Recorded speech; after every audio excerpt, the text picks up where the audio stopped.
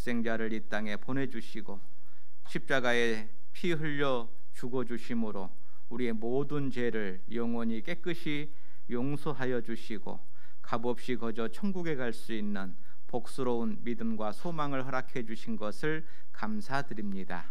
이제 이 하나님의 사랑을 마음에 깨닫고 또 하나님을 사랑하는 우리 평택 서부교회 형제 자매님들, 하나님 안에서 이렇게 함께 말씀의 시간에 교제할 수 있도록 인도해 주신 은혜 감사를 드립니다. 주님께서 허락하신 믿음과 소망을 따라 수고와 슬픔 속에 살아가는 이 세상에서 교회 생활을 통해서 우리의 신앙을 배우고 하나님이 기뻐하시고 선하시고 온전한 뜻이 무엇인지를 배워가며 하나님을 기쁘게 하고 또 사람을 행복하게 하는 우리들의 모든 신앙 걸음을 인도해 가심에 감사드립니다. 주님 오시는 그날 우리가 주님 앞에 섰을 때 부끄러움 없는 모습으로 당당히 감사와 찬송과 영광을 돌리기에 합당한 신앙의 모습으로 날마다 배우며 날마다 행하며 날마다 순종할 수 있도록 인도해 주옵소서. 오늘 또 이 자리에 함께하지 못한 믿음의 식구들 어떠한 형편에 있든지 이 자리를 기억하고 함께할 수 있는 은혜를 베풀어 주시옵소서. 또 육체의 질병 가운데 고통받고 있는 하나님의 자녀들 그 있는 병상에서 하나님의 위로와 치료의 손길로 어루만져 주옵소서. 또 멀리 해외에서 주님의 복음과 함께 수고하시는 선교사님들과 그의 가정 그리고 형제자매들 위해 동일하신 하나님의 은혜와 사랑으로 함께 해주시며 영육 간의 일용할 양식으로 그 필요를 날마다 채워 주옵소서. 오늘 또 우리에게 허락하신 이 시간을 축복해 주시고 인도해 주옵소서. 언제나 우리를 사랑하시는 예수님 이름으로 기도합니다. 아멘. 같이 성경 마태복음 22장을 같이 찾겠습니다.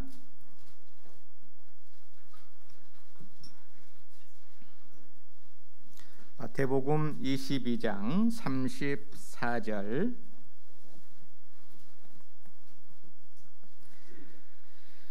34절부터 제가 읽겠습니다. 예수께서 사두개인들로 대답할 수 없게 하셨다 함을 바리새인들이 듣고 모였는데 그 중에 한 율법사가 예수를 시험하여 묻되 선생님이여 율법 중에 어느 계명이 크니이까? 예수께서 가라사대 내 마음을 다하고 목숨을 다하고 뜻을 다하여 주 너의 하나님을 사랑하라 하셨으니 이것이 크고 첫째 되는 계명이요 둘째는 그와 같으니 내 이웃을 내 몸과 같이 사랑하라 하셨으니 40절 같이 읽겠습니다. 이 두 계명이 온 율법과 선지자의 강령이니라. 벌교는 여기 윗지방 사신 분들은 잘 모르실 겁니다. 아버지 안 하셨으면. 순천 옆에 있습니다.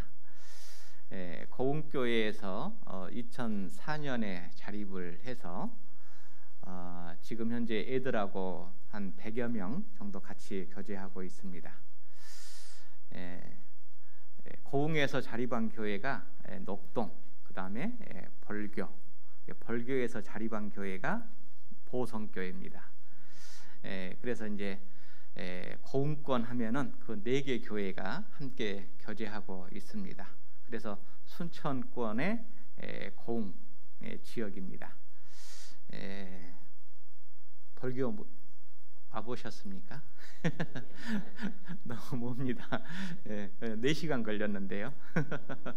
운전하고 뭐 거기에 개인적인 연고지가 없으면 와볼 기회는 많이 없을 겁니다. 그쪽 지역의 교회들이 이렇게 시작이 되고 복음이 전해졌는데요. 시골 계신 연고가 있는 분들은 아시겠지만은 좀 군단이 있는 교회들이 고령화로 인해서 지역사회의 소멸 위기는 물론이고 지역사회에 있는 교회의 소멸 위기까지 걱정하고 있는 상황이 지금 현재 군소단위 교회들입니다. 고령화가 돼서 저희들도 봉사의 어머니가 75세까지입니다. 안 그러면은 밥할 사람도 없고요. 수송할 사람도 없어서 60세 이상이 85%가 되기 때문에요. 뭐 군단위 교회들은 다 거의 비슷합니다, 상황이. 그래서 5년, 10년 후가 걱정될 정도로 이제 해외 선교는 할 수 있을까? 교회당 운영은 할 수 있을까? 이제 그런 걱정을 하고 있는 상황입니다. 근데 우리 평택 서부교회는 교회당 건축을 걱정하고 있어요. 걱정하는 게 다르죠.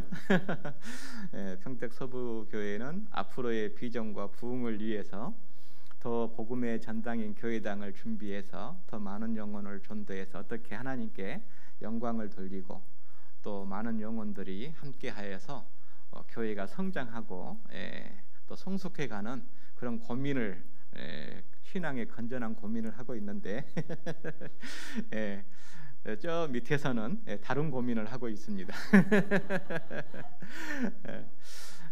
어찌 됐든 간에 이 모든 형편과 상황을 잘 아시는 우리 주님께서 합당하신 은혜로 전국에 있는 주님의 몸된 교회를 잘 인도해 가시리라 믿습니다. 그러나 여러 가지 준비는 생각을 하고 있어야 시간 속에서 당황하지 않겠다 생각을 해봅니다. 저희들도 교회 학교는 9명 있습니다. 유치부 3명, 초등부 1명, 중등부 2명, 고등부 2명 해가지고 교회 학교는 거의 1대1 수준으로 과외 분반을 하고 있습니다. 그래서 시골에 연고가 계신 분들은 고향에 한 번씩 내려가시면 뭐 주일이 아니더라도 이렇게 자기 연고가 있는 지역 교회에 잠깐 들리셔서 정말 기도해 주시고 또 함께 차라도 한잔 하고 가시면은 큰 힘이 되고 또 격려가 됩니다. 오늘 마태복음 22장 우리가 잘 아는 이 말씀을 통해서 하나님과 나 사이에 대해서 좀 생각을 해보고자 합니다. 하나님과 나 사이 어떤 사이일까? 이 사이라는 것이 참 중요합니다. 인생이 살다 보면 태어나서 부모를 만나지 않습니까? 만남을 통해서 사이라는 것이 생깁니다. 좋은 사이, 나쁜 사이, 친한 사이, 서먹한 사이, 좋은 사이, 사랑하는 사이, 미워하는 사이, 함께하는 사이, 멀리하고자 하는 사이. 사람이 잘 산다라는 것을 다른 말로 하면 사이가 좋다는 말이라고도 합니다. 인간이라는 한자를 보면은 사람 인자에 사이가 한자잖아요. 사람이 뭐냐 하면은 결국은 인간관계는 사이다라고 할 수가 있습니다. 가족들 계시는데 가족들과 사이가 좋은 가정도 있고 사이가 조금 서운한 가정도 있을 수 있습니다. 부부가 가정의 중심이지만 부부 사이도 사이가 좋은 부부가 있고 사이가 좀 그런 대로 한평생 살자꾸려 하면서 사는 사이도 있을 겁니다. 부모 자식 간의 사이도 좋은 사이가 있는 부모 자녀의 관계가 있는가 하면 그냥 한 지붕 안에 살기는 살지만은 각자 살아가는 사이도 있을 수 있습니다. 사람이 그냥 산다라는 게 중요한 게 아니라 살아가는데 사이가 좋아야 되죠. OECD 국가 중에 자살률 1위가 불명예스럽게 대한민국입니다. 왜 많은 사람들이 스스로 그 귀한 생명, 천하하고도 바꿀 수 없는 생명을 스스로 버림을 택할 수밖에 없을까요? 뭔가 그 사람은 좋은 사이가 어떤 사람과 좋은 사이에 관계를 가지고 있는 사람이 있다면 결코 그런 극단적인 선택은 하지 않을 것 같습니다. 사람이 외롭다라는 것은 좋은 사이, 좋은 관계의 만남이 없다라는 것을 우리가 증명할 수 있다라고 합니다. 그래서 신앙생활이라는 것은, 신앙은 다른 말로 하면 하나님과 나 사이입니다. 신앙생활이 무엇입니까? 하나님과 나 사이가 좋아야 되거든요. 그래야 신앙생활 잘하는 거죠. 근데 하나님과 나 사이가 그렇게 좋지 못하면 사이가 안 좋으면 관계가 안 좋은 것처럼 내가 뭔가를 하나님과 관계가 좋아야, 사이가 좋아야만이 하나님의 축복과 은혜가 내 삶의 모습 속에서 넘칠 것 아니겠습니까? 그런데 사이가 좋으면은 불편하죠. 부부지간에도 사이가 좋을 때는 밥상이 달라지는데 사이가 안 좋을 때는 그냥 밥상이 거시기 하죠. 밥은 주는데 뭔가 눈칫밥 먹고 불편합니다. 그래서 이 사이라는 것이 좋아야 신앙생활 속에서 신앙인은 하나님의 은혜와 사랑과 축복이 넘칠 수밖에 없다라는 것을 우리가 기억합니다. 세상에서는 IQ라는 것이 있고 EQ라는 것이 있는데, 세상에서는 이 지능지수 IQ, 머리가 좋은 거하고 사이가 좋은 거하고는 상관이 없습니다. 머리가 좋으면 사이가 더 안 좋아질 수 있어요. 왜냐하면 잘난 체를 하니까, 아는 체를 하니까. 자기가 아는 지식으로 사람의 모든 부분을 판단하고 정죄할 수 있기 때문에 아는 것이 관계를 설정하는데 또 장애물이 생길 수도 있습니다. 근데 요즘은 모든 조직 사회에서 이 EQ가 강조되고 있습니다. 이 사회 지수죠. 관계 지수라고도 합니다. 왜냐하면 가족들이 핵가족이지 않습니까? 저는 어렸을 때 성장 과정에서 가족이 16명이었습니다. 저까지 4대가 한 집에서 살았으니까요. 그러니까 그때는 뭐 따로 교육이 필요 없습니다. 성장하는 과정이 모든 것이 다 위아래 자동으로 배우죠. 양보하고 용서하고 싸우지 않고 절제하는 거 자동으로 배웁니다. 그 16명이 싸우면 어떻게 되겠습니까? 그러니까 옛날에는 그 모든 것들이 가정생활 속에서 자연스럽게 몸에 체득화됩니다.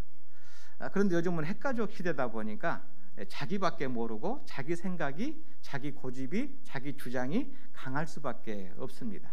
그러다 보니까 사회에 딱 나가면 다른 사람하고 어울리지를 못하고 독불장군이 되는 그런 사회 현상이 생기고, 그로 인해서 갈등이 생깁니다.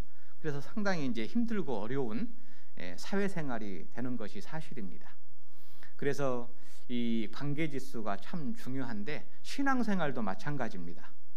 여러분, 교회에 오는 것은 그냥 성경 지식을 쌓으려고 오는 것이 아닙니다. 사실은 그것도 있지만 형제 자매들과의 교제를 통해서 이 관계지수를 높여야 됩니다. 관계지수. 자, 1부터 10까지를 더하기를 하면은 55라는 결과의 수치를 얻습니다. 그런데 그 똑같은 수를 곱하기를 하면은 엄청난 숫자의 값이 나옵니다. 약 36만이 나오거든요. 그러니까 똑같은 숫자인데 어떤 관계를 설정하느냐에 따라서 값이 달라지죠. 나는 평택 서부라는 교회에 플러스입니까 곱하기입니까? 라는 것을 자기 스스로 생각을 해보셔야 됩니다. 나는 평택 서부교회 주일날 자리 하나 채워주러 오셨는가? 아니면 이양교회에 나오는 거 교제도 함께하고 봉사도 함께하고 전도도 함께하고 또 모든 일에 함께하는 정말 곱하기 인생인가? 그거에 따라서 내 신앙의 결과, 하나님께 받을 수 있는 영광과 상급은 완전히 달라진다라는 것을 우리가 생각해 볼 수 있습니다. 그래서 혹시나 나는 평택 서부교회 자리만 한 자리 채워주는 더하기 신앙생활을 생각하고 있다면 거기서 조금 더 발전해서 곱하기 인생으로, 곱하기의 신앙의 모습으로 간다라면 하나님께서 더 기뻐하시리다라는 겁니다. 오늘 이 말씀을 통해서 하나님과 나 사이 어떤 사이인지 한번 생각을 해보도록 하겠습니다. 37절입니다. 예수께서 가라사대 내 마음을 다하고 목숨을 다하고 뜻을 다하여 주 너의 하나님을 사랑하라 하셨으니 이것이 크고 첫째 되는 계명이요 둘째는 그와 같으니 내 이웃을 내 몸과 같이 사랑하라 하셨으니 이 두 계명이 온 율법과 선지자의 강령이니라. 강령이라는 것은 별이강자의 옥긴 영자입니다.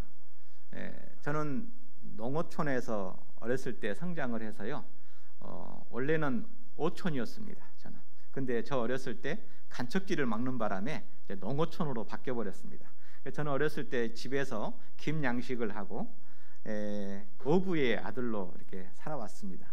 그래서 물고기 잡고 이런 걸 잘 압니다.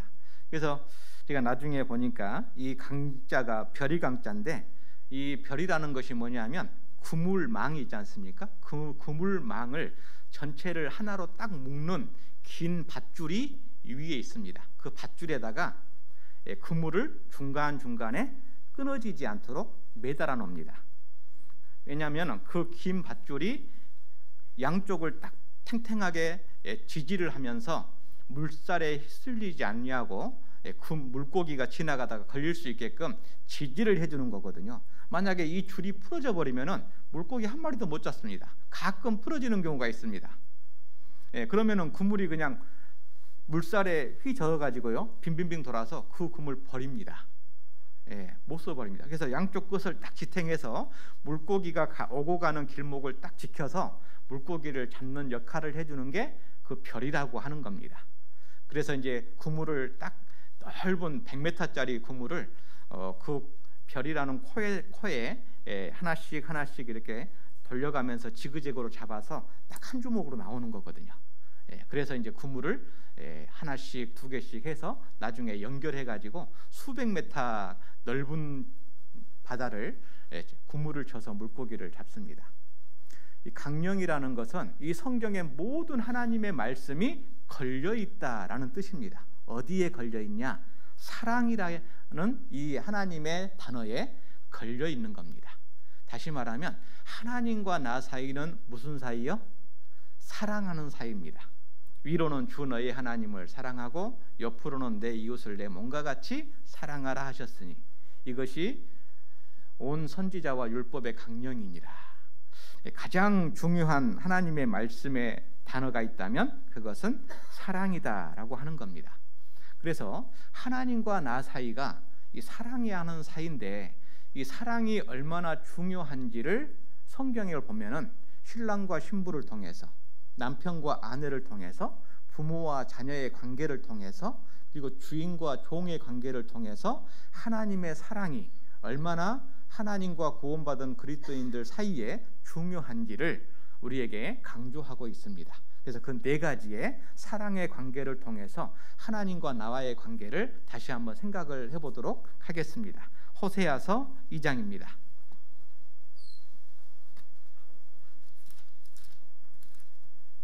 호세아서 2장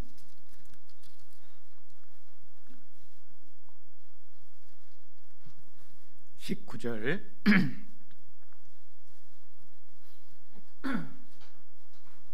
호세아서 2장 19절 20절 같이 읽겠습니다. 내가 내게 장가들어 영원히 살되 의와 공변됨과 은총과 긍휼히 여김으로 내게 장가들며 진실함으로 내게 장가들리니 내가 여호와를 알리라.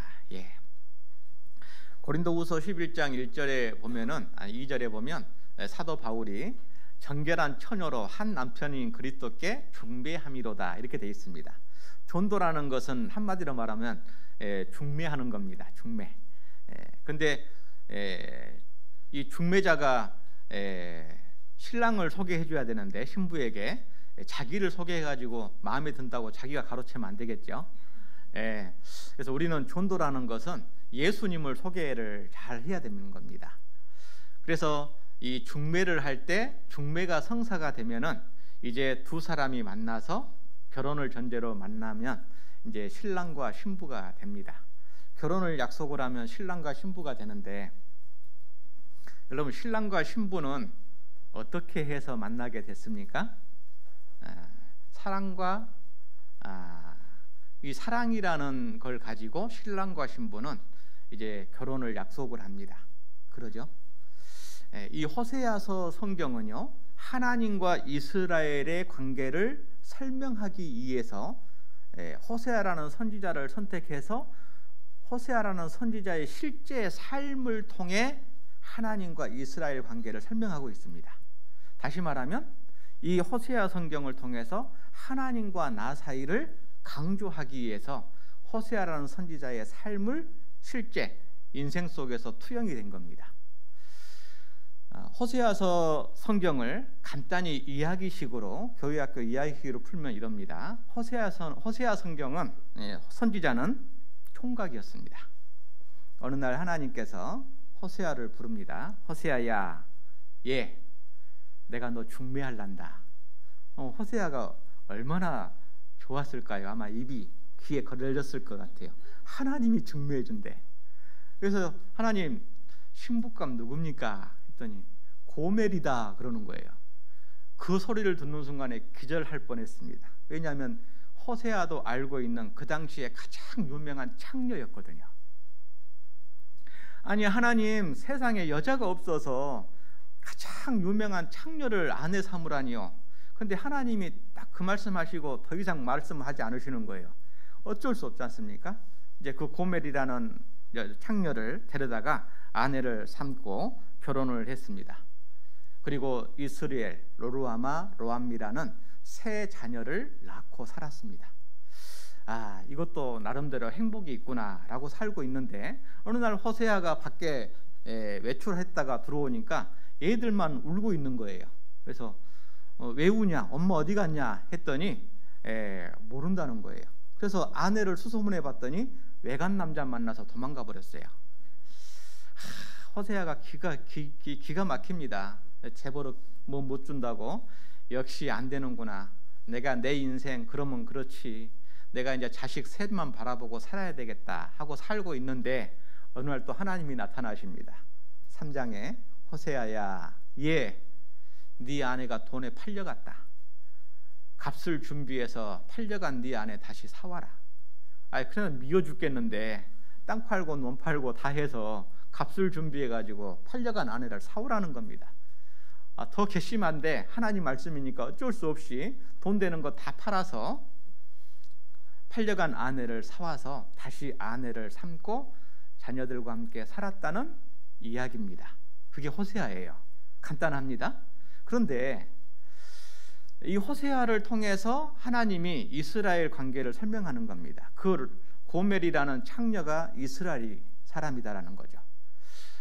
하나님이 내 남편이라고 이사야서 54장에 돼 있는데 이스라엘의 남편이 하나님인데 그 남편을 버리고 세상이라는 마귀라는 남편을 따라서 가버린 겁니다. 우상을 따라서 바알과 아세라를 섬기는 겁니다. 그 모습을 이 호세아 성경을 통해서 말씀하고 있습니다. 그러면 그대로 놔두면 어떻게 됩니까? 다 멸망이잖아요. 그래서 하나님께서 예수 그리스도라는 독생자의 값을 지불해서 그 이스라엘 민족 땅에 먼저 보내셨습니다. 그리고 십자가에 죽으셨습니다. 그리고 그들의 죄를 다 용서해 주신 거예요. 자, 이 사건은 나에게도 해당이 됩니다. 우리는 창조의 목적이 하나님의 사랑의 짝이었습니다. 우리 조상 아담 하와부터 시작해서 하나님의 사랑의 짝인 인간은 세상과 마귀를 따라서 간음죄에 빠져서 세상을 사랑하고 세상을 따라가고 있습니다. 그대로 놔두면 어디 가죠? 지옥입니다. 하나님께서 그 사랑의 관계를 다시 회복하기 위해서 독생자 예수 그리스도를 십자가에 죽는 데까지 내어주셨습니다. 죄의 싹은 사망이요. 그 값을 지불했습니다. 그리고 다시 사온 거예요.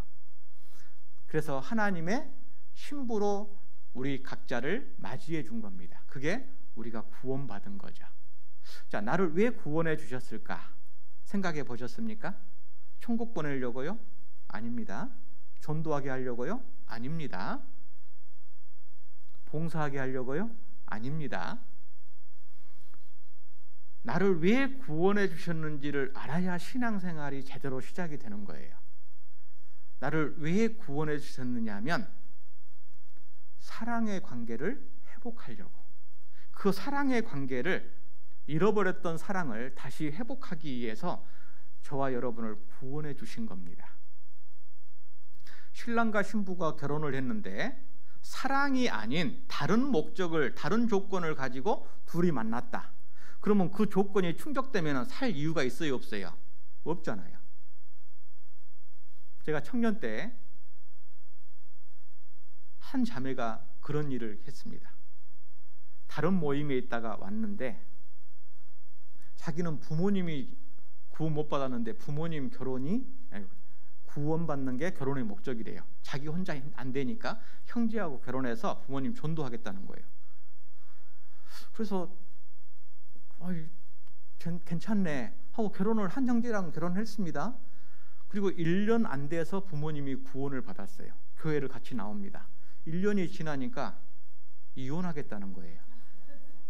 왜요? 부모님 구원 받았으니까. 나는 이 형제 사랑해서 좋아서 결혼한 게 아니라는 거예요. 부모 전도라는 조건으로 결혼한 거예요. 아무나 부모만 전도하면 된 거예요. 그래가지고 교회가 뒤집어졌죠. 1년 동안 계속 말리다가 결국은 이혼했습니다. 어떻게 합니까? 그리고 교회를 떠났습니다. 여러분, 결혼하는 이유가 뭐죠? 자식 낳으려고요? 저 과원에 가면은 얘들 많아요. 집 살려고요? 그러면 집 하나 사면은 반쪽 나눌 겁니까? 집은 나눠서?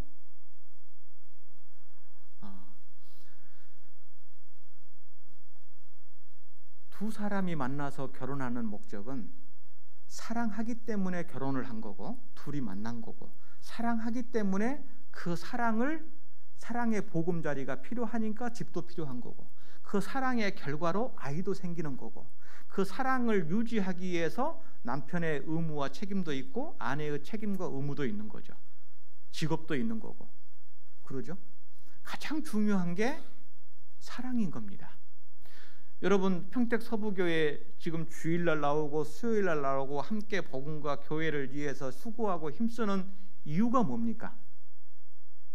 천국 가려고요?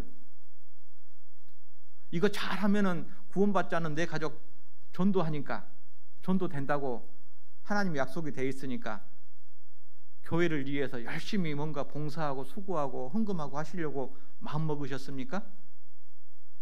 그 동기가 잘못되면요, 문제가 생겨요. 내가 교회를 나오는 이유, 봉사하고 희생하고 수고하고 함께 용서하고 참고 견디는 모든 이유는 사랑입니다. 사랑. 그 사랑이라는 동기가, 목적이 깨져버리면 책임과 의무가 밖에 안 남아요. 교회 안 나오면 신방 오니까 교회 가고, 그러죠? 앞에 임원이니까 어쩔 수 없이 헌금 생활도 억지로 하고. 그러면요, 사람 볼 때는 모르지만 하나님은 그 마음의 중심을 보시잖아요. 사랑이 동기가 돼야 됩니다. 신앙은. 그 사랑의 동기가 되지 않으면 문제가 생깁니다. 자, 고린도전서 13장. 잘 아시는 말씀이죠? 고린도전서 13장 1절.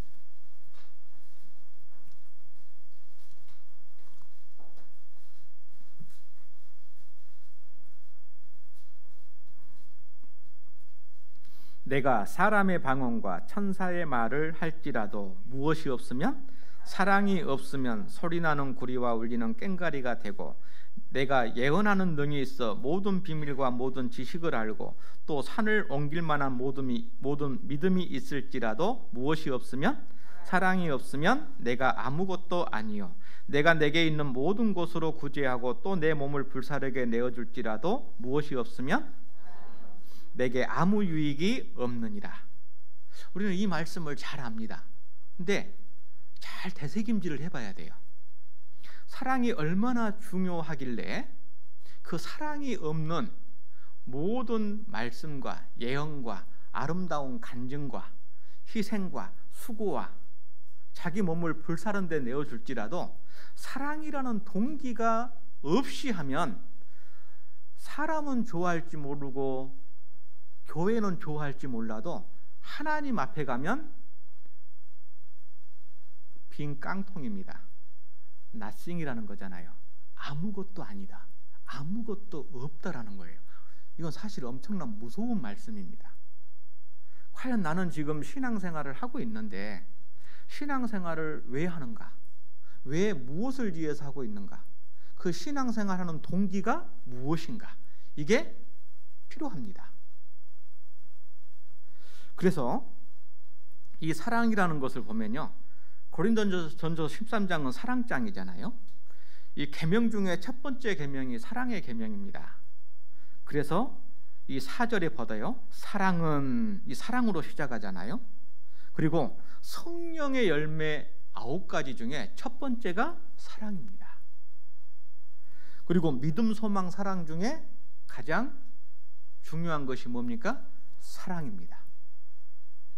은사 중에 가장 좋은 은사가 사랑인 겁니다. 12장 31절 같이 읽겠습니다. 너희는 더욱 큰 은사를 사모하라. 내가 또한 제일 좋은 길을 너희에게 보이리라.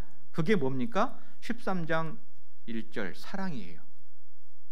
그러니까 가장 하나님이 주시는 은사 중에 큰 은사가 사랑이고, 하나님이 보시는 가장 좋은 길, 신앙생활의 방식이, 스타일이 뭡니까? 사랑인 겁니다. 그런데 요한계시록 2장 3장을 보면 7교회의 모습이 나오는데, 그 7교회 중에 첫 번째 교회가 에베소서 교회입니다. 에베소 교회. 그 에베소 교회는 아주 모범적인 교회였습니다. 안으로도 밖으로도 칭찬을 받고, 그리고 교회도 깨끗하게 잘 지키고 정말 합심하고 순종하고 헌신하는 그런 모범적인 교회였습니다. 그런데 주님이 그 에베소 교회를 보면서 이렇게 말씀하시죠. 요한계시록 2장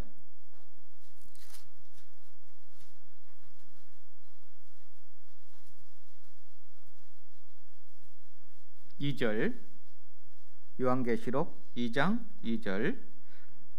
내가 내 행위와 수고와 내 인내를 알고 또 악한 자들을 용납지 아니한 것과 자칭 사도라 하되 아닌 자들을 시험하여 그 거짓된 것을 내가 드러낸 것과 또 내가 참고 내 이름을 위하여 견디고 게으르지 아니한 것을 아노라.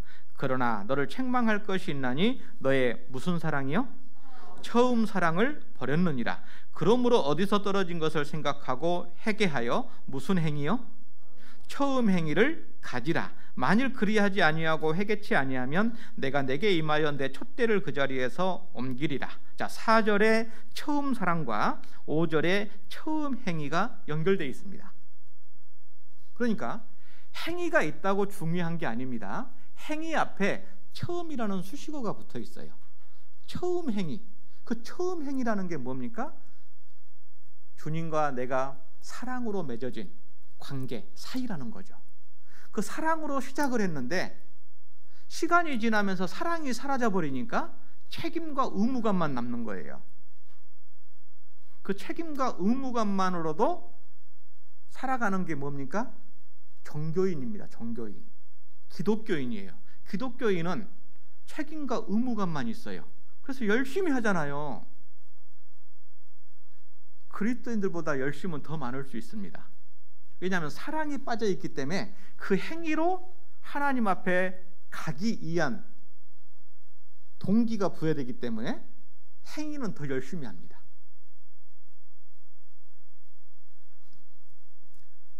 그래서 이 행위가 중요한 것보다도 더 중요한 게 사랑이라는 동기를 가지고 행위가 따라가야 된다. 그래서 사랑과 행위는 연결되어 있습니다. 그래서 우리가 이 사랑이라는 것을요, 마음에 새겨야 됩니다. 내가 신앙생활 속에서 내가 신앙생활하는 동기가 반드시 사랑이라는 게 포함돼야 돼요. 건물을 지을 때 기초가 없이 건물을 지으면 나중에 반드시 무너지고 문제가 생깁니다. 가정생활도 부부생활도 부모 자식 간의 관계도 사랑이라는 것이 바탕이 되지 않으면 한 지붕 안에 살지만 실제 진정한 가족은 아닙니다. 왜? 사랑을 나누지 못하잖아요. 그냥 도리와 의무만 있습니다. 학교 다녀왔습니다 하고 자기 방에 딱 들어가 버려요. 밥 차려놨다 밥 먹어라 그러면 밥 딱 먹고 딱 또 쏙 들어가 버려요. 그게 무슨 가족입니까? 사랑이 없어진 모든 사이는요, 사실은 정상적인 사이가 아닌 거예요. 신앙생활도 마찬가지입니다. 우리가 정상적인 신앙생활이라는 게 사랑이 바탕이 돼야 되는 거죠. 그러면 이 사랑을 구원받고 나서 이 에베소 교회는 왜 잃어버렸을까? 이 구원받을 때 그 예수님의 사랑, 하나님의 사랑이 내 마음에 딱 와 있어서 없어지지 않고 식어지지 않고 줄어들지 않고 얇아지지 않으면 좋을 건데 이게 사라진다라는 거죠. 우리가 세상에서 누군가를 사랑해도 그 사랑이 계속되지 않잖아요. 그러니까 사랑은 하는 것보다 더 중요한 게 지키는 것이 더 중요합니다.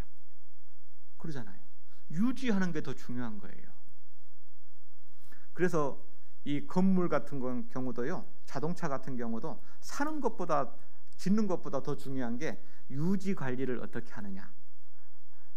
유지 관리 잘못하면 금방 고물되죠. 모든 것들이. 사람 몸도 고쳐가면서 쓰잖아요. 병원 다니면서 고쳐가면서 잘 고쳐야 되죠. 생로병사니까. 자, 이 사랑을 어디에서 관리하고 유지하고 그리고 사랑을 고쳐야 되는가? 자, 에베소서 3장입니다. 에베소서 3장 18절. 에베소서 3장 18절 19절 같이 읽겠습니다. 능히 모든 성도와 함께 지식에 넘치는 그리스도의 사랑을 알아 그 넓이와 길이와 높이와 깊이가 어떠함을 깨달아 하나님의 모든 충만하신 것으로 너희에게 충만하게 하시기를 구하노라. 자, 신앙생활이라는 것은 어떤 생활이냐면 하나님의 사랑의 넓이와 길이와 높이와 깊이를 알아가는 게 신앙생활이에요.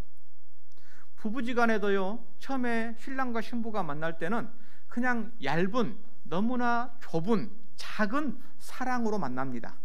그런데 그 부부가 살아가면서 그 사랑의 넓이와 길이와 높이와 깊이가 달라지는 거예요. 그러죠? 네. 자, 마찬가지입니다. 신앙생활도 예수님이 십자가에서 내 죄를 용서해 주시고 나를 사랑해 주셨다, 내가 그 사랑을 깨달았다 라고 구원이 시작됐습니다. 그러나 그건 새신자잖아요. 초신자잖아요. 그 사랑은, 하나님의 사랑은 누가 얘기한 대로 바닷가에 나가서 조개 하나 주운 것과 같다. 하나님의 사랑의 작은 시작을 알리는 하나를 알게 된 거죠. 신앙생활은 뭡니까? 그 사랑에서 시작된 그 하나님의, 예수님의 나를 향한 사랑의 넓이와 길이와 높이와 깊이를 알아가는 거죠. 그걸 신앙이 성장했다, 믿음이 좋다라는 기준이 되는 겁니다. 여러분, 신앙의 성장과 믿음이 좋다라는 기준이 뭡니까? 구원받은 연수입니까? 성경의 지식입니까? 헌금의 금액입니까? 아닙니다. 하나님은 사랑이시잖아요. 도둑놈하고 같이 다니면 뭘 배워요? 도둑질 배워요. 사기꾼하고 같이 다니면 사기치는 거 배워요. 사랑이신 하나님, 사랑 덩어리이신 하나님과 같이 동행하면 뭘 배울까요? 사랑을 배우죠. 그러니까 신앙의 성장과 성숙의 기준이 뭐냐면 얼마나 구원받은 그리스도인이 교회에서나 가정에서나 세상에서 사랑을 베풀고 살아가느냐, 그것이 신앙의 성장과 성숙의 척도입니다. 척도. 잣대예요. 잣대. 그러니까 이 자녀들이요, 부모님이 교회에서 신앙생활하는 살아가는 모습하고 가정에서 살아가는 모습이 다르면은요, 애들이 힘들어요. 애들이 구원받기 힘듭니다. 구원을 안 받아버려요. 말씀은 듣는데. 그러다가 고등학교 졸업 딱 하는가 동시에 세상으로 날개 달아서 날아가 버립니다. 왜냐하면 부모와의 관계 속에서 부모를 통해서 하나님의 사랑을 깨닫거든요, 자녀들은. 그래서 이 가정이라는 곳이 사랑을 배우는 장소입니다. 그래서 옛날 어른들이요, 격언을 참 잘 지었어요. 안에서 새는 바가지, 밖에서도 샌다. 안에서 가족끼리 사랑을 하지 못하는데 어떻게 나가서 만민을 사랑할 수 있을까요? 할 수 없습니다.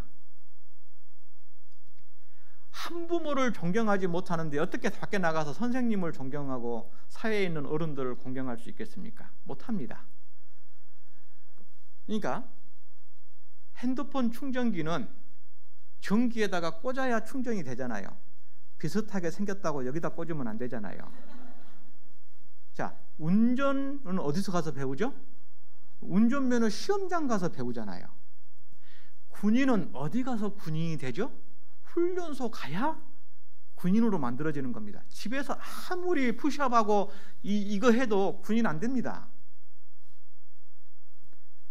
그럼 구원받은 그리스도인은 어디서 사랑을 배우냐고요? 교회에서 사랑을 배우는 겁니다.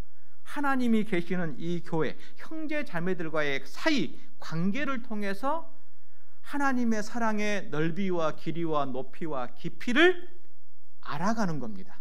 그 장소. 그러니까 형제 자매들과의 사이가 결국은 하나님과 나 사이인 거예요. 교회에 왔는데 혼자 있어요. 안 됩니다. 혼자 있는 분에게 다른 분이 다가가야 되겠죠. 그래서 전도서 4장에 보면은 신앙의 친구, 동역자가 반드시 필요함을 강조하고 있습니다.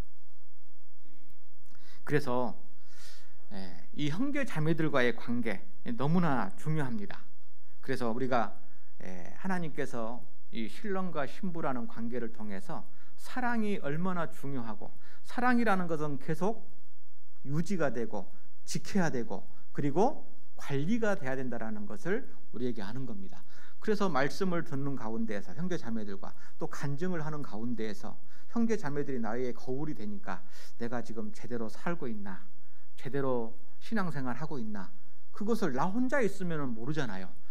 교회에 와서 형제 자매들을 만나다 보면 내가 이렇게 살아야 되겠다, 저렇게 살아야 되겠다, 내가 올바르지 못한 삶의 모습과 태도를 바꿔야 되겠다, 이게 만들어지는 겁니다. 그래서 이 사랑을 배우는 곳은 교회다. 그래서 하나님께서 우리를 구원하시고 교회 가운데 두신 거예요. 가지가 포도나무에 붙어 있는 것처럼. 그래서 이 신랑과 신부를 통해서 사랑으로 시작한 관계는 반드시 그 사랑을 유지해야 되고 지키고 보호받아야 된다 라는 것을 우리에게 말씀하십니다. 자, 두 번째, 하나님과 나 사이의 사랑의 관계를 남편과 아내라는 관계를 통해서 우리에게 설명하십니다. 에베소서 5장 뒤로 한 장 넘기셔서 31절 32절 같이 읽겠습니다.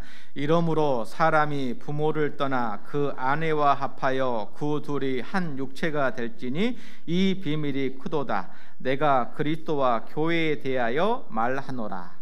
자, 예수님과 나 사이를 설명하기 위해서 에베소서 5장은 남편과 아내라는 관계가 등장합니다.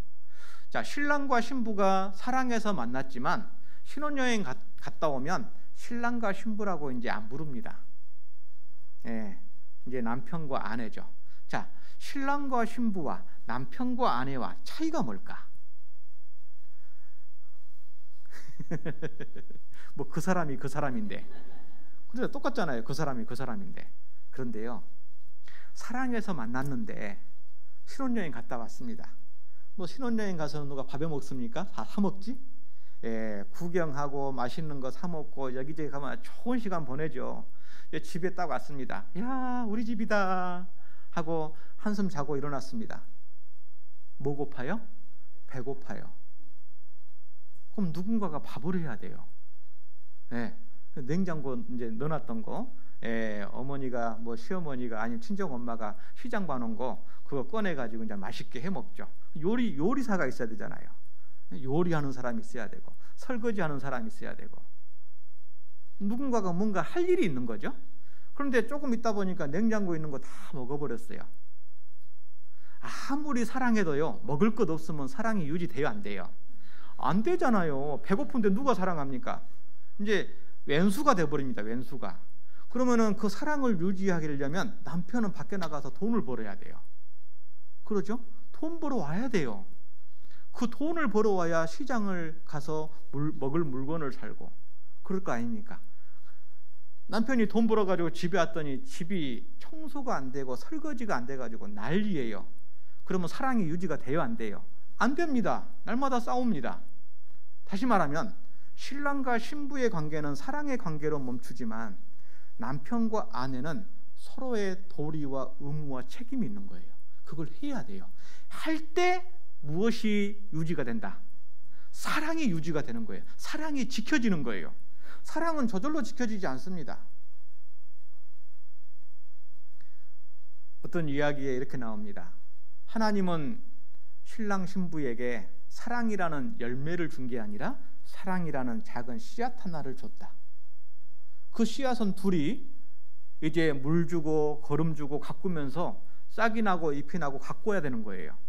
여러분 집에 있는 화분 일주일간만 신경 안 쓰면요 시들시들해져 버립니다. 계속 싱싱하게 유지되고 꽃도 피고 열매가 맺게 하기 위해서는 계속 지켜줘야 되고 관리해야 되고 도와줘야 돼요. 그래야 그 생명이 유지가 되는 겁니다. 사랑도 마찬가지입니다. 우리가 하나님이 나를 사랑했습니다. 감사합니다. 저 천국 가게 해주셔서.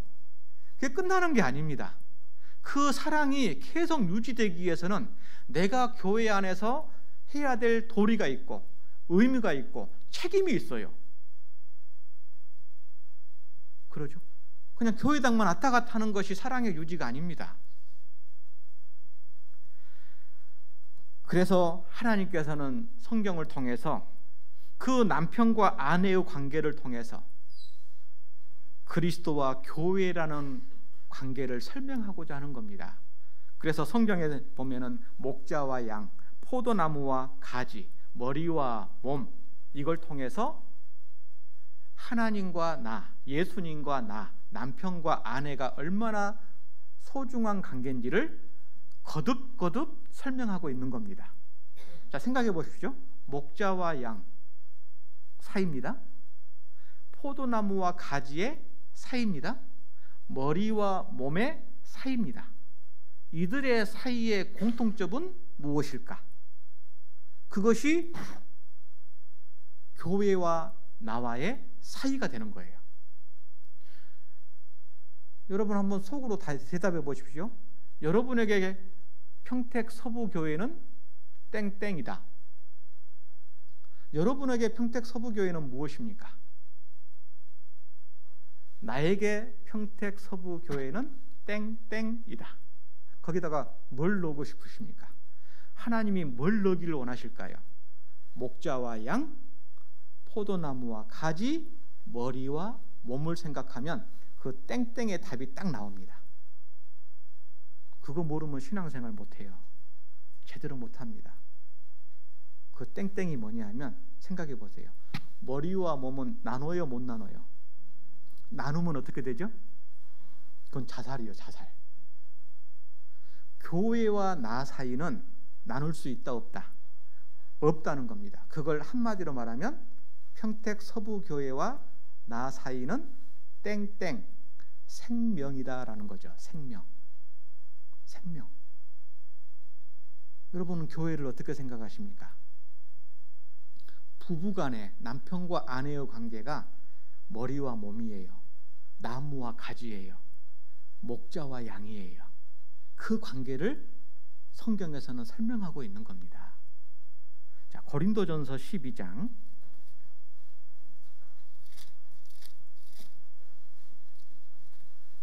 25절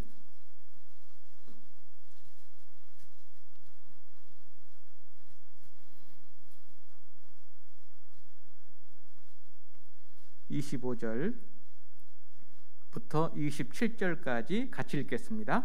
몸 가운데 분쟁이 없고 오직 여러 지체가 서로 같이하여 돌아보게 하셨으니 만일 한 지체가 고통을 받으면 모든 지체도 함께 고통을 받고 한 지체가 영광을 얻으면 모든 지체도 함께 즐거워하나니 너희는 그리스도의 몸이요 지체의 각 부분이라.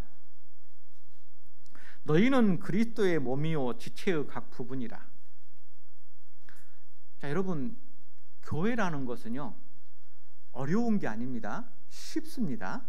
근데 쉬운데 이걸 구원받는 것처럼 딱 깨달아져야 돼요. 깨닫지 못하면 신앙생활 끝까지 못 갈 수 있습니다. 우리 교회 대한예수교 침례의 교회사에서도 그걸 볼 수 있어요. 말씀을 전하는 전도인도 교회가 뭔지를 올바로 깨닫지 못하면 설교를 해도 교회 떠나잖아요. 한때 열심히 했던 형제 자매들이 어느 순간 작은 문제와 작은 갈등과 작은 다툼으로 인해서 교회를 헌신짝처럼 버려버려요. 왜 그러죠? 교회가 무엇인지를 모르는 거예요. 이건 지식이 아닙니다. 내 양심으로, 마음으로 깨달아야 돼요. 저는 그걸 청년 때 깨달았습니다. 제가 구원받고 바로 교회를 좀 떨어졌습니다. 근데 제가 개인적으로 가족을 2명을 교통사고로 한날 한시에 잃었습니다. 잃고 제가 돌이켜서 교회에 나왔습니다. 교회에 나와서 가족 전도를 위해 기도했는데 한 달 뒤부터 한 달에 1명씩 6개월 동안 6명이 줄줄이 사탕으로 구원받았습니다. 그때 제가 교회의 소중함, 교회가 왜 필요한지를 그때 깨달았습니다. 그리고 제가 그때 하나님께 소원했습니다. 하나님, 죽음이라는 것이 나와 교회를 갈라놓지 않는 이상은 내가 절대 교회를 떠나지 않겠습니다. 여러분, 교회는 생명입니다. 이 교회를 통해서 내 사랑하는 가족과 이웃과 친척들이 복음을 듣고 구원을 받잖아요. 그 생명이 아니면 뭡니까? 그 영원한 생명을 어디를 통해서 얻습니까? 교회를 통해서 얻잖아요. 교회는 생명입니다. 내 개인적인 신앙을 위해서도 생명이고, 내가 누군가를 전도하기 위해서는 하나님은 교회를 통해서 역사하시기 때문에 이 교회는 생명줄입니다. 그래서 하나님의 은혜를 아는 사람, 정말 사랑하는 내 가족과 주변 사람들을 전도하고자 하는 그 영원한 생명에 대한 소중함을 절대적으로 깨달은 사람은 아무리 힘들고 어려운 일이 있어도 교회를 등질 수는 없습니다. 교회를 등기는 순간 생명의 역사는 끝납니다. 에베소 교회 촛대를 옮긴다고 했잖아요. 촛대가 옮겨지는 겁니다. 지옥 간다라는 게 아니라 하나님의 역사가 끝나는 거예요. 더 이상 아무 일도 일어나지 않습니다. 아브라함의 조카 롯처럼 그냥 사는 거죠. 그냥 있다가 자기 혼자 불 가운데 얻은 구원처럼 천국에는 가겠죠.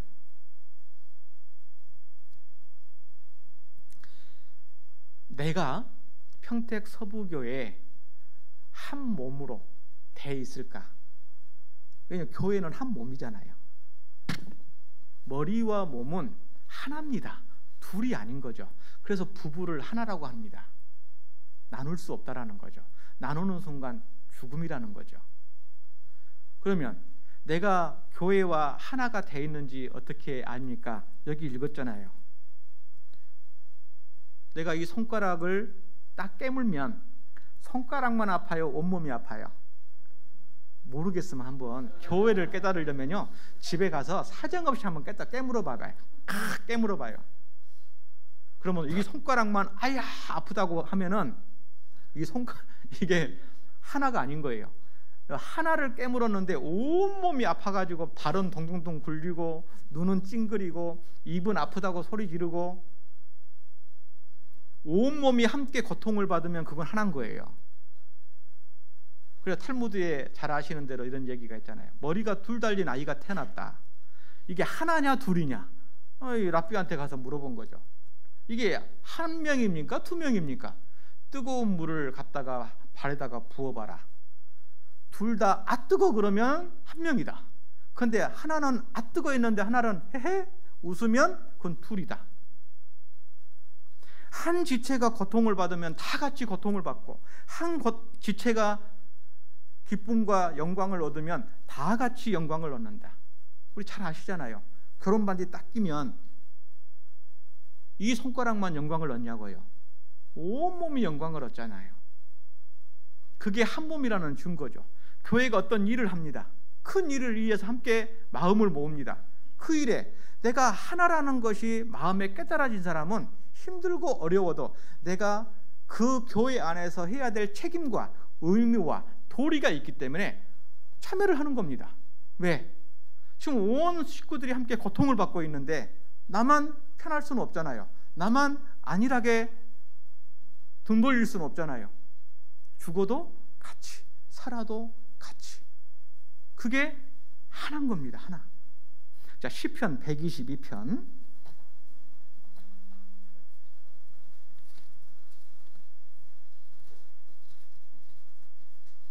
시편 122편 1절.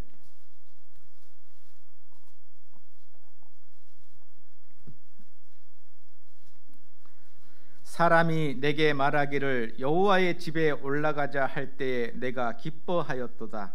예루살렘아 우리 발이 내 성문 안에 섰도다. 건너뛰어서 5절. 거기 판단의 보좌를 두셨으니 곧 다윗집의 보좌로다. 6절 같이 읽겠습니다. 예루살렘을 위하여 평안을 구하라. 예루살렘을 사랑하는 자는 형통하리로다. 구약시대 예루살렘이 하나님의 집이었습니다. 신약시대 하나님의 집은 디모데후서 3장 15절인 말씀처럼 교회입니다. 교회. 교회가 하나님의 집이에요. 그러니까 하나님의 집을 위하여 기도하라. 평안을 구하라. 그러면 너희가 형통하리라. 여러분, 하나님은 교회를 통해서 일하십니다. 개인을 통해서 일하시는 게 아니에요. 여러분, 요 손가락이 아무리 재주가 있다고 하더라도 잘라놓으면 아무것도 아닌 거예요. 몸에 붙어 있을 때 제 능력이 발휘되는 거죠. 내가 신앙생활 하는 것도 교회와 함께 하기 때문에 이 정도 있는 거지, 교회 생활 제대로 안 하면은 이것도 안 됩니다. 다시 말하면 하나님은 교회를 통해서 역사하시기 때문에 구원받으면 내 안에 거하라 라고 명령하신 겁니다. 그래서 하나님은 내 개인적인 신앙과 영육 간의 축복도 교회를 통해서 하십니다. 내 가정에 영육 간에 필요한 일용할 양식이나 영육 간의 축복도 교회를 통해서 내 가정을 축복해 주십니다. 내가 일하는 사업장이나 세상의 직장생활이나 모든 것도 하나님이 교회를 통해서 축복해 주십니다. 자, 구약시대 요셉을 통해서 보디발의 집에 복이 왔습니다. 그 애굽이라는 땅에 요셉을 통해서 하나님이 축복을 주신 겁니다. 그러니까 교회가 잘 돼야 내가 잘 되고 내 가정이 잘 되고 내가 하는 모든 일이 잘 될 수밖에 없는 거예요. 그래서 신앙생활의 우선순위라는 것이 뭐냐면 퍼스트가 바로 교회가 돼야 돼요. 내 마음에서, 내 실제 삶에서. 그래도 교회 생활은 시간이 되면 하고 시간이 안 되면 안 하는 게 아닙니다. 전도 집회가 있는데 전도 집회가 내 시간이 있으면 참석하고 시간이 안 되면 돈 벌러 가는 게 아닙니다. 돈을 벌 수 있어도 그걸 포기하고 하나님과 교회와 복음이 먼저니까 참여를 하는 거죠. 그런 마음이 되지 않으면 전도 안 됩니다. 제가 한 형제님 간증을 듣고 깨달았던 게 있어요. 이 형제님이 이 주야간 근무를 하는데요, 동료를 전도를 하는 겁니다. 몇 년 동안 전도를 해가지고 겨우 이제 전도 집회를 인도를 했습니다. 수요일쯤 됐어요. 내일 약속 있다고 못 온다는 겁니다. 그러니까는 이 형제님 마음이 그냥 녹아버려. 지금 얼마나 고생해서 여기까지 데리고 왔는데 몇 년을 고생했는데 이번 기회가 마지막일 수 있다고 아무리 달래도 안 되는 겁니다. 그러면서 한마디 탁 던지는 거예요. 너도 그랬잖아 그러는 거예요. 내가 뭐 어쨌는데? 동료니까 다 봤잖아요.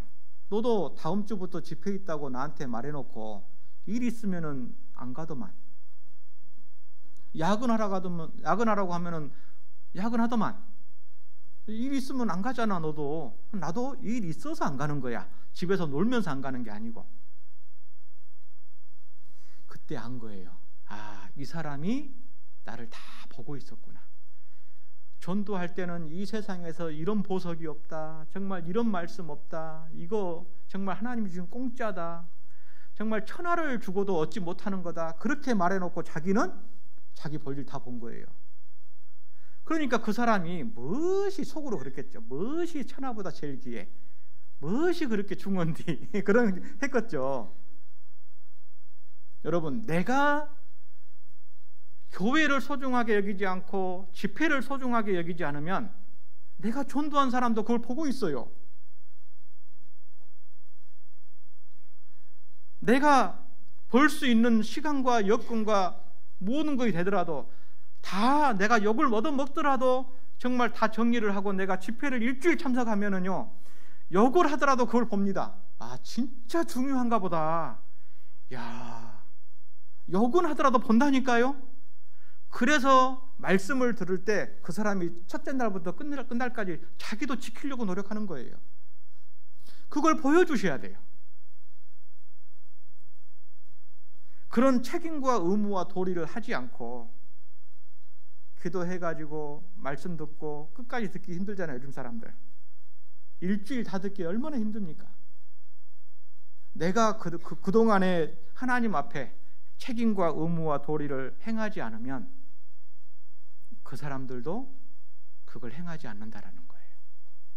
교회, 하나님, 복음을 위해서 정말 내가 마음을 써야 됩니다.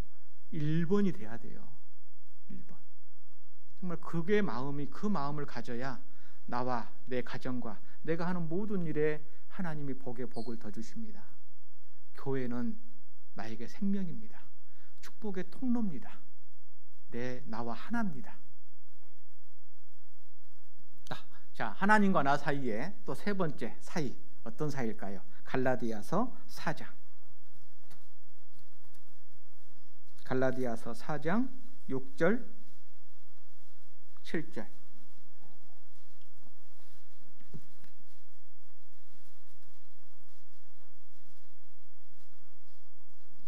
6절 7절 같이 읽겠습니다. 너희가 아들인 고로 하나님이 그 아들의 영을 우리 마음 가운데 보내사 아버지라 부르게 하셨느니라.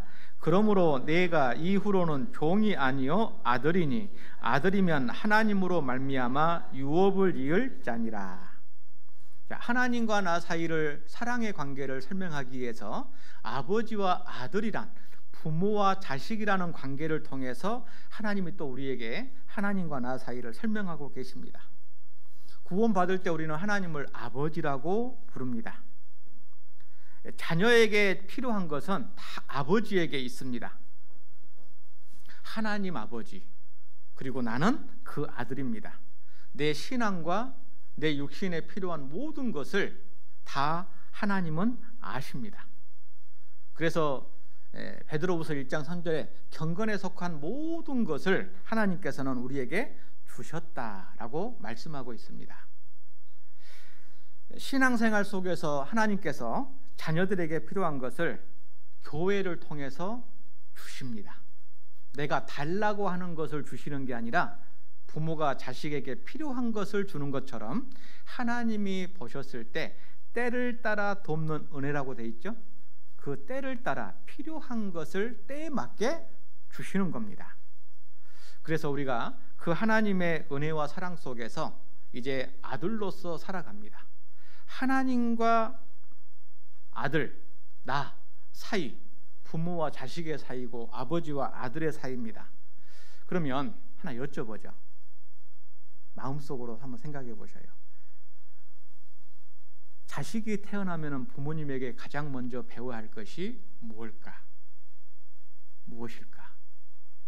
그것을 예수님이 친히 예수님 자신의 삶을 통해서 그 중요한 것이 무엇인지를 우리에게 가르쳐 줍니다. 자, 히브리서 5장을 찾겠습니다. 히브리서 5장 7절. 히브리서 5장 7절. 제가 읽겠습니다. 그는 육체에 계실 때에 자기를 죽음에서 능히 구원하실 이에게 심한 통곡과 눈물로 간구와 소원을 올렸고 그의 경외하심을 인하여 들으심을 얻었느니라. 8절 9절 같이 읽겠습니다. 그가 아들이시라도 받으신 고난으로 순종함을 배워서 온전하게 되었은즉 자기를 순종하는 모든 자에게 영원한 구원의 근원이 되시고. 아들이시더라도 받으신 고난으로 무엇을 배웠어요? 순종함을 배웠습니다. 예수님이 하나님의 말씀에 순종하지 않았으면 이 땅에 천국 갈 사람 있어요, 없어요? 없습니다. 그게 구원의 근원이라는 뜻이에요. 그러니까 순종을 통해서 저와 여러분이 구원받을 수 있는 길이 열린 겁니다. 자, 자녀들이 하나님께 가장 먼저 신앙생활 속에서 배워야 될 것은 순종의 모습입니다. 순종. 자, 가정에서도 마찬가지입니다. 자녀에게 국영수를 가르치는 게 아니에요. 순종을 가르쳐야 돼요. 부모님이 가라고 하면 가야 되고 멈추라고 하면 멈춰야 돼요. 하라고 하면 해야 되고 하지 말라고 하면 안 해야 돼요. 요즘 세대를 거스르는 시대라고 하죠. 가지 마라고 하는데 가버려요. 그러죠? 가라고 하는데 안 가요. 요즘 우리 중고등부 학생들, 이제 이 교회 학교 아이들, 자, 어른이 돼가지고 구원받은 사람들은 딱 압니다. 그리스도인지 기독교인지 구분이 돼요. 근데 여러분, 어렸을 때부터 엄마 뱃속에서부터 교회 다닌 내 자녀들은 처음에 뭘로 시작하죠? 기독교인으로 시작합니다. 언제 그리스도인이 됐죠? 그거 속으면 안 됩니다. 그리스도인이 된 적이 없이 어렸을 때부터 엄마 뱃속에서부터 기독교인이 돼가지고요, 교회 안에서 살아가는 법이 아주 몸에 체득화됐어요. 자연스럽게 나옵니다. 구원받은 흉내 기가 막히게 냅니다. 그리고 어느 날 다 커가지고 결혼을 시켰더니 사내 못 사내 해요. 왜? 누군가가 같이 살아보니 아니네. 구원이 아닌 거예요. 그대로 기독교인인 거예요.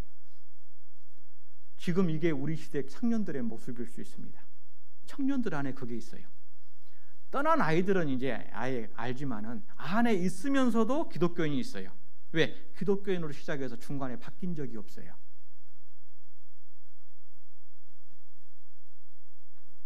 저는 이제 큰딸이 지지난주에 이제 애를 낳았는데요. 저는 딸만 둘인데요. 목사 자식이어도 구원은 받아야 되잖아요. 천국 가는 거 아니잖아요, 저절로.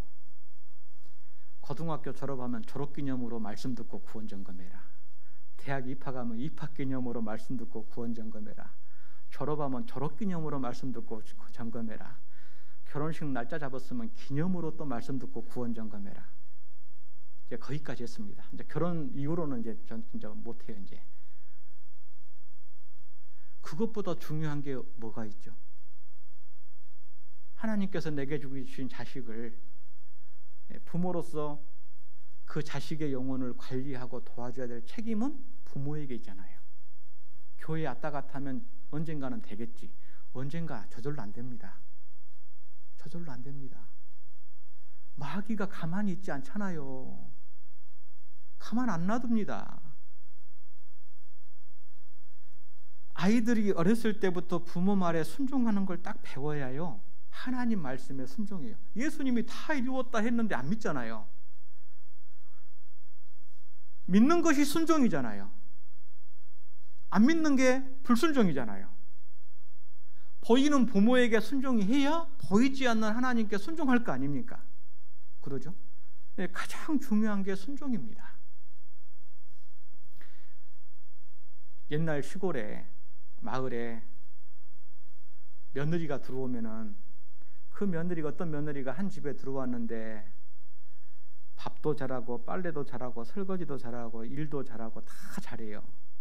그런데 시부모와 남편 말에 대들어요. 그러면 그 동네에 뭐라고 소문나요? 저 집 조금 있으면 콩 되겠다 그래요. 콩이 가루로 되겠다.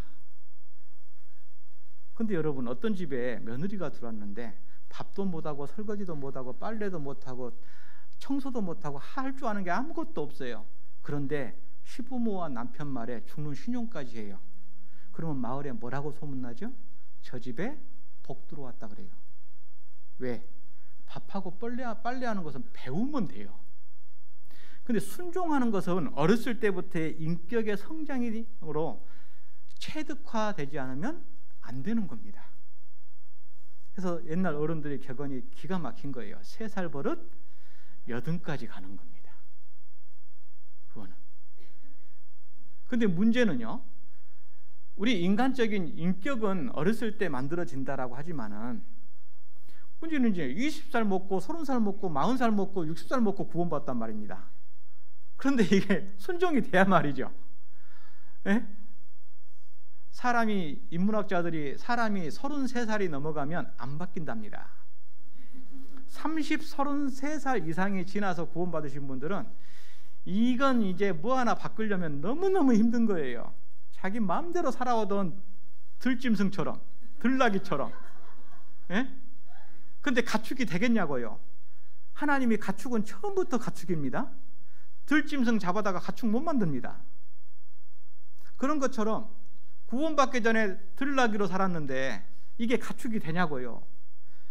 그 가축으로 만들기 위해서는 얼마나 본인 스스로도 힘쓰고 애써야 되는지를 생각해 보셔야 돼요. 여러분, 순종이 저절로 되는 게 아닙니다. 안 된다니까요. 야복강 나루터에서 싸웠던 야곱처럼 정말 처절한 싸움이 있어야 돼요.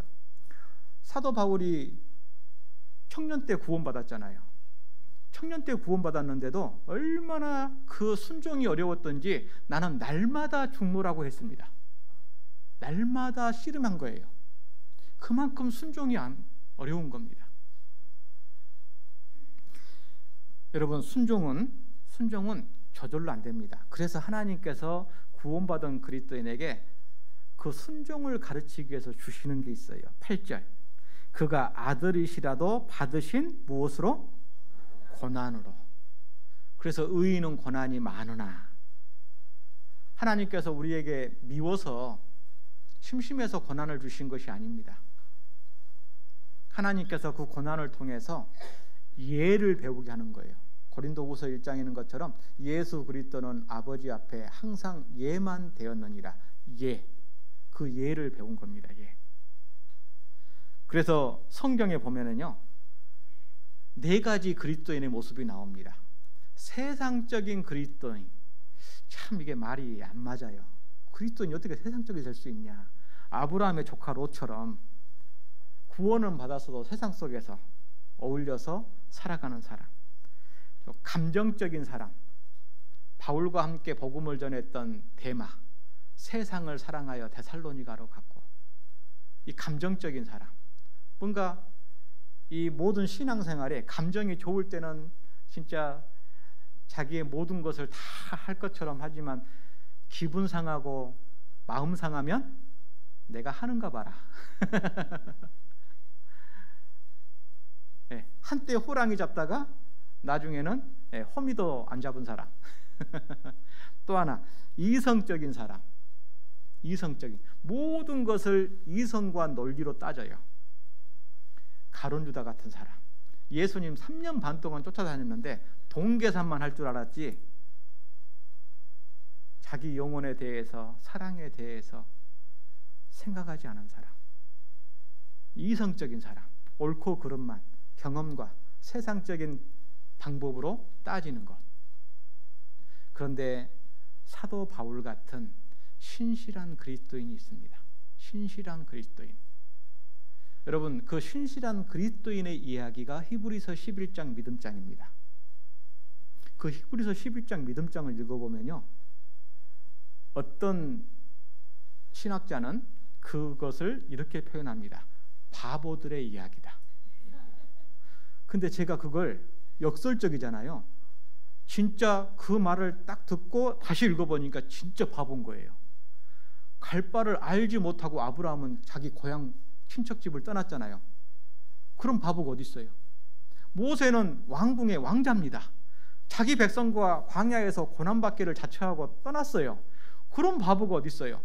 세상적인 관점으로, 이성적으로 보면 바보들이지만 하나님의 관점으로 보면 최고의 믿음의 반열인 거예요.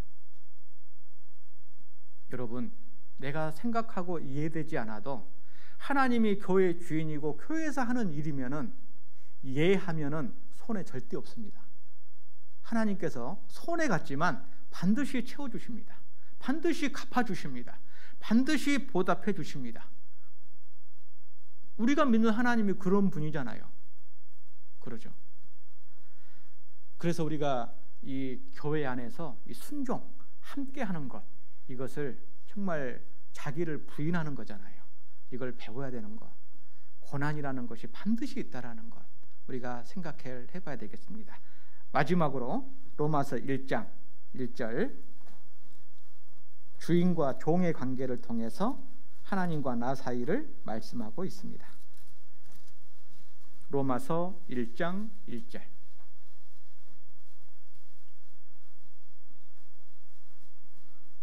같이 읽겠습니다.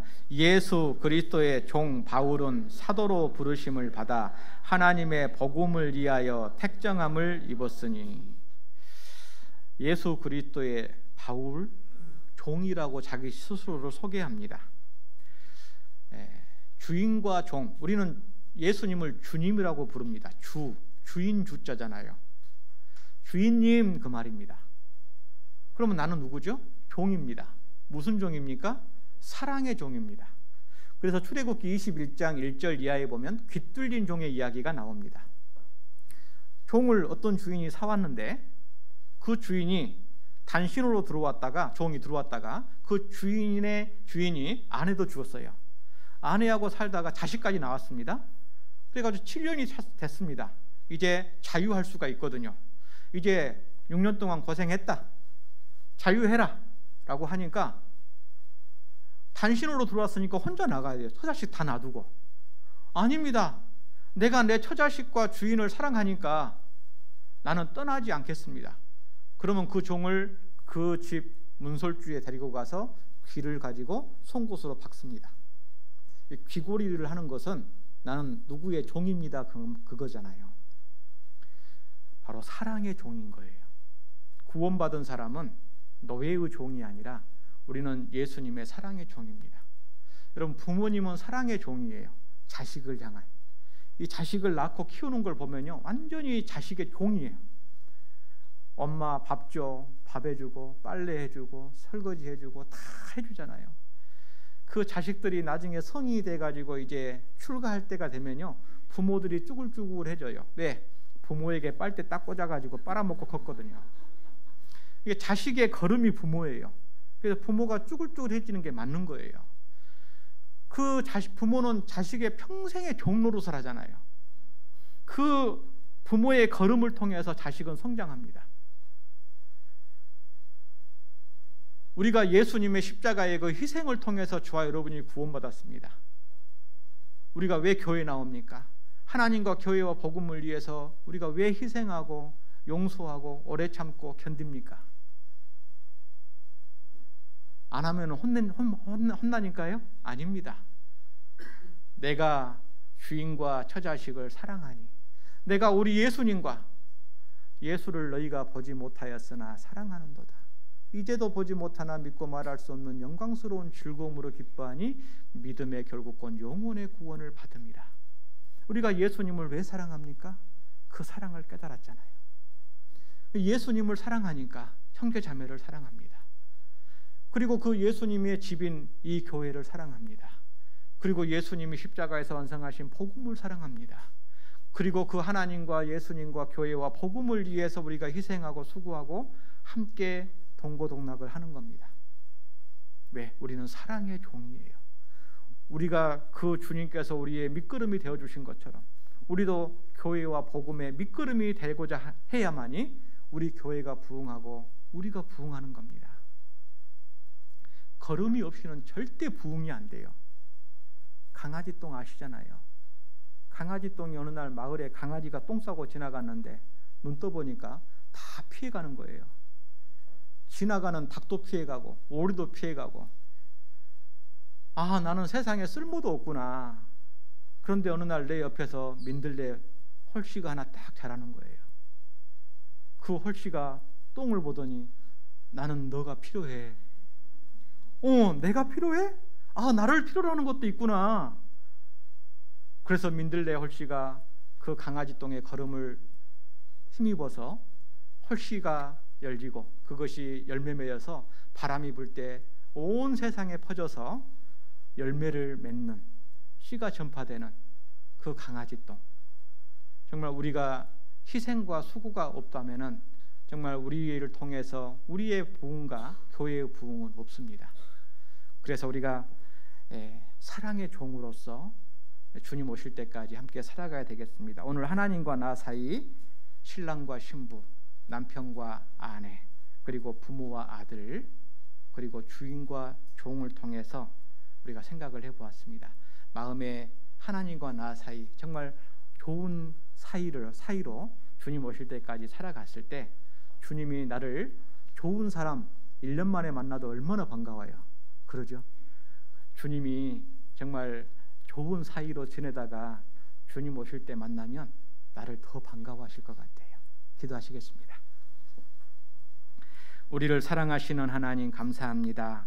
우리를 하나님의 자녀 삼아주시고 주님의 몸된 교회 안에서 복음과 함께 살아갈 수 있도록 은혜 위에 은혜를 더해 주셨으며, 우리 주님 오시는 그날까지 교회 안에서 복음과 함께 신앙을 배우며 순종을 배우며 그리고 하나님의 그 사랑을 배우며 살아갈 수 있도록 교회를 허락해 주시고 형제 자매를 허락해 주신 것을 감사드립니다. 우리 평택 서부교회 하나님과 교회와 복음 안에서 또 믿음과 소망을 따라 또 많은 하나님 안에서의 계획을 가지고 있습니다. 하나님께서 그 모든 일에 온 성도들이 일심으로 하나 되어 함께 협력하고 합심하며 또 희생하고 수고하는 가운데 순종의 모습으로 하나님께 영광을 돌리고 하나님의 넘치는 은혜와 사랑과 축복이 우리 평택 서부교회 모든 형제 자매들과 또 형제 자매들의 가정마다 손을 하는 모든 일마다 하나님의 넘치는 축복이 함께하기를 원합니다. 언제나 우리를 변함없이 사랑하시는 고마우신 예수님 이름으로 기도합니다. 아멘.